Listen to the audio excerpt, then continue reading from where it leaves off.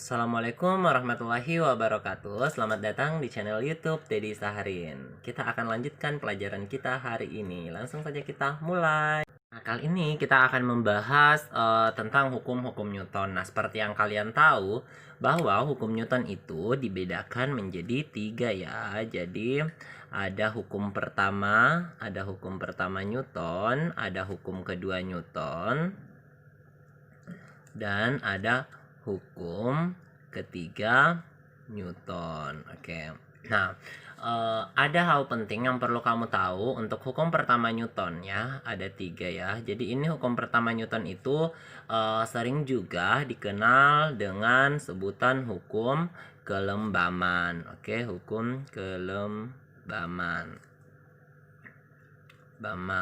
Nah, hukum kelembaman maksudnya itu kecenderungan benda untuk mempertahankan keadaannya. Jadi kalau benda yang diam, dia tuh bakalan tetap diam. Kalau bendanya bergerak dengan kecepatan tetap, maka dia akan bergerak dengan kecepatan tetap. Akan terus bergerak dengan kecepatan tetap. Oke.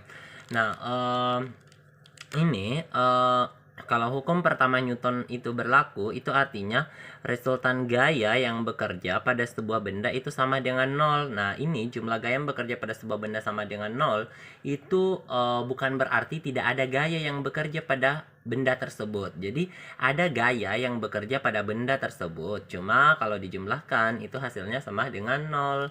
Nah, selanjutnya untuk hukum pertama Newton ini itu berlaku untuk dua kemungkinan keadaan bendanya ya. Yang pertama, bendanya itu bisa saja dalam keadaan diam. Oke, jadi bendanya bisa saja dalam keadaan diam atau ber-GLB. Oke, ber-GLB. Nah, kalian masih ingat tidak apalagi ciri-cirinya GLB? Ya, tepat sekali ya. Kalau GLB itu V-nya tetap. Oke, jadi kalau sigma F sama dengan 0, bendanya belum tentu diam ya, karena ada 2 buah kemungkinannya. Oke, sekarang kita ke hukum kedua Newton. Oke. Nah, hukum kedua Newton itu persamaannya A itu sama dengan sigma F dibagi dengan M, atau biasa dituliskan sigma F sama dengan M dikali A. Oke. Nah, di sini kalau hukum kedua Newton itu kan jenis geraknya pasti GLBB ya, karena ada percepatannya. Nah, untuk gaya-gaya sendiri nanti pada saat kalian menulis resultan gayanya, kalian perlu nanti akan ada yang dikasih tanda positif dan ada dikasih tanda negatif. Jadi kadang itu gayanya bernilai positif, kadang juga bernilai negatif. Nah, gaya yang bernilai positif itu adalah gaya yang searah dengan percepatannya. Gaya yang bernilai negatif itu yang berlawanan arah dengan percepatannya.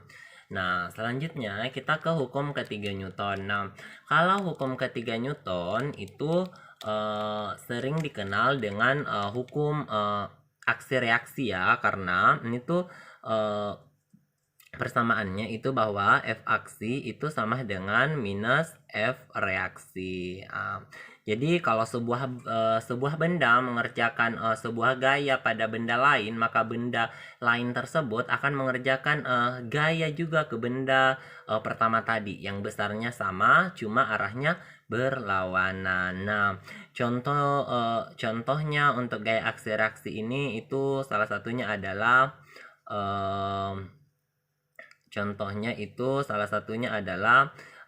tegangan tali ya. Jadi tegangan tali. Oke. Nah, sekarang oke, jadi pembahasan kita cukup sampai di sini. Terima kasih. Jangan lupa di like, share, dan komen. Assalamualaikum warahmatullahi wabarakatuh.